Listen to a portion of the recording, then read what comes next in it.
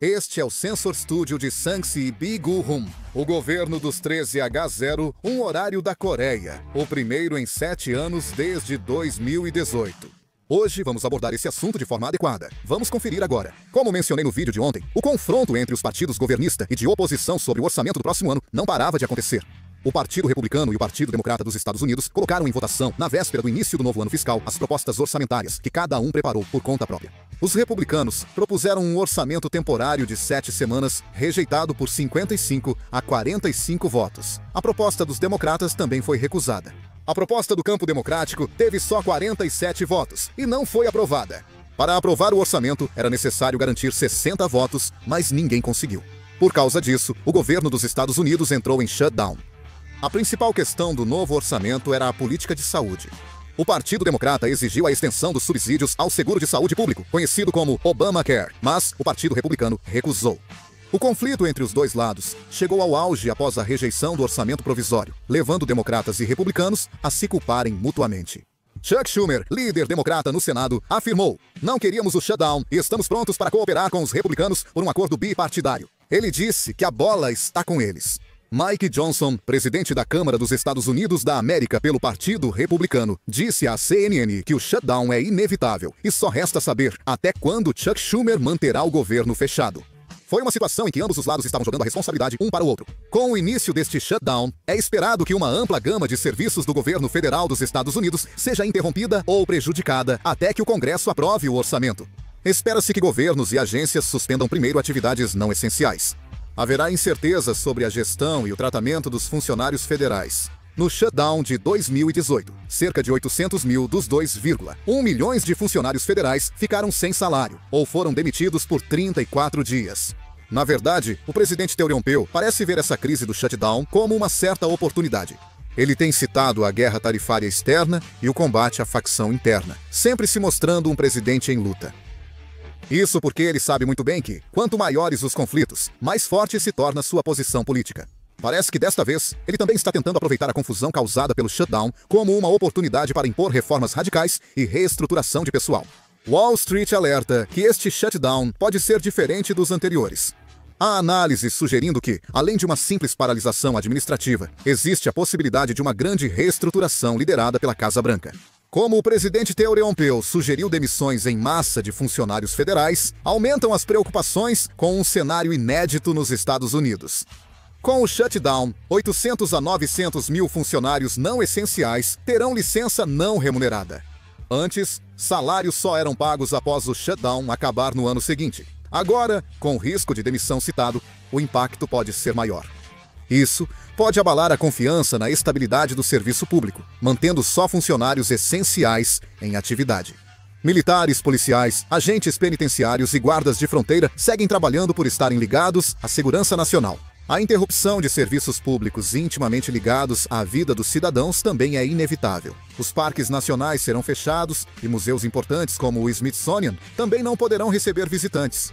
Com o atraso na emissão de passaportes, os cidadãos que estavam se preparando para viajar ao exterior enfrentarão inconvenientes diretos. E com a suspensão da análise de vistos, trabalhadores estrangeiros e estudantes internacionais também podem ficar impedidos de se locomover.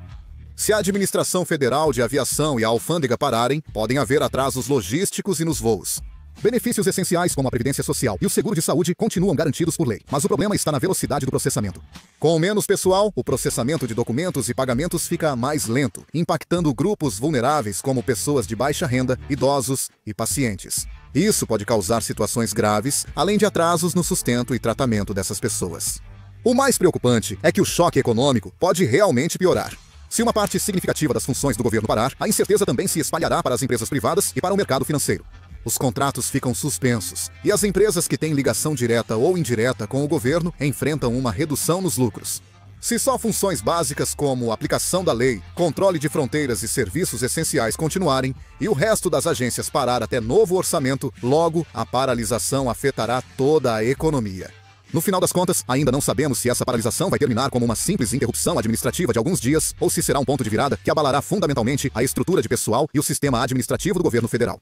Como Donald Trump defende reduzir funcionários públicos e enxugar o governo, isso pode alterar o tamanho e a natureza da administração dos Estados Unidos da América. Aumentou a chance de atrasos em estatísticas econômicas importantes, como o relatório de emprego de 3 de outubro, além de dados de preços, trabalho e crescimento. Esses indicadores, considerados referência para a economia dos Estados Unidos, não são importantes apenas para os salários, mas também são dados observados por investidores do mundo todo. No entanto, se os funcionários dos departamentos responsáveis interromperem suas atividades devido ao shutdown, a divulgação desses dados pode não ocorrer no prazo previsto. Isso não representa só falta de dados, mas também amplia a incerteza, pois o mercado perde referências para avaliar o futuro.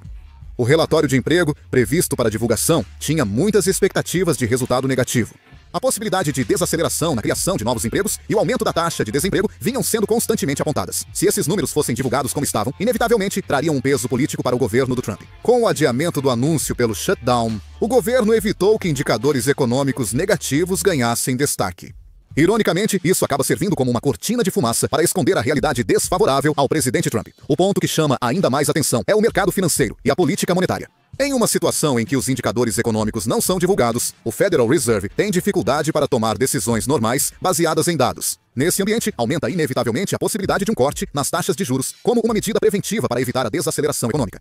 Já existe uma expectativa crescente no mercado de que, quanto mais tempo durar o shutdown, maior será a pressão sobre o Federal Reserve para reduzir as taxas de juros. Se as taxas de juros caírem, isso dará um alívio temporário ao mercado financeiro e estará alinhado com as políticas pró-crescimento que o presidente Teoreompeu sempre defendeu.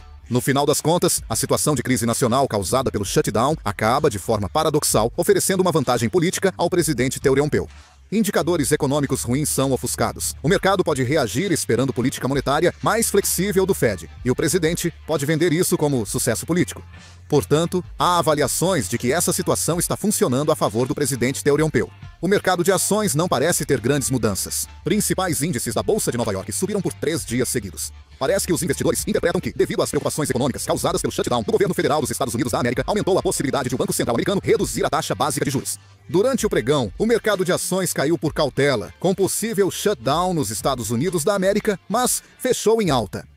Na verdade, mesmo que ocorra um shutdown, o impacto do shutdown do governo federal dos Estados Unidos da América na economia geralmente é limitado e muitas vezes se recupera rapidamente. No entanto, desta vez, aumentam as preocupações de que a situação possa ser diferente. Mesmo o shutdown mais longo, de 2018 a 2019, não teve impactos duradouros na economia ou no mercado dos Estados Unidos da América. Porém, a CNN aponta que em 2025 a economia americana está mais vulnerável. Com o mercado de trabalho instável e cortes de pessoal anunciados pelo governo Trump, a incerteza e o caos econômico podem aumentar ainda mais. O Escritório de Orçamento do Congresso dos Estados Unidos da América estimou que o shutdown de 2018 causou perda econômica de 3 bilhões de dólares americanos, ou 4,2 trilhões de won. O presidente Teoreompeu pode ver o shutdown como chance de agir como quer, até demitindo muitos funcionários públicos. De qualquer forma, a situação será resolvida, mas a intensidade das consequências dependerá de quão rapidamente o Partido Democrata chegará a um acordo.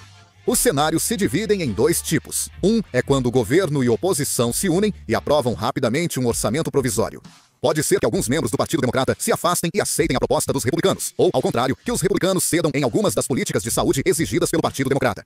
Nesse caso, o governo pode pelo menos ganhar um fôlego temporário, mas isso não é uma solução fundamental. Quando a vigência do orçamento provisório terminar, no final de novembro ou no final do ano, é muito provável que o mesmo problema volte a se repetir. Como o conflito só foi adiado, a desconfiança política cresce e investidores seguem receosos de novo shutdown. Se olharmos para casos anteriores, houve vários shutdowns de curto prazo como esse. Por exemplo, em 1995 e 2013, a situação foi resolvida em poucos dias ou cerca de 2 semanas. Desta vez, se a pressão da opinião pública aumentar, ainda existe a possibilidade de que os políticos cheguem rapidamente a um acordo. No entanto, mesmo que seja um shutdown de curto prazo, a paralisação administrativa causa incômodos diretos no dia a dia e, especialmente em áreas como aviação, passaportes e serviços de imigração, pode haver confusão, aumentando a desconfiança da população. O impacto político, no final das contas, recairá inevitavelmente sobre ambos os partidos. O cenário mais preocupante é o de uma paralisação prolongada. A administração pública pode voltar a ficar parada por semanas, como no shutdown de 35 dias em 2018-2019. Agora, muitos preveem que a situação pode ser ainda pior que antes.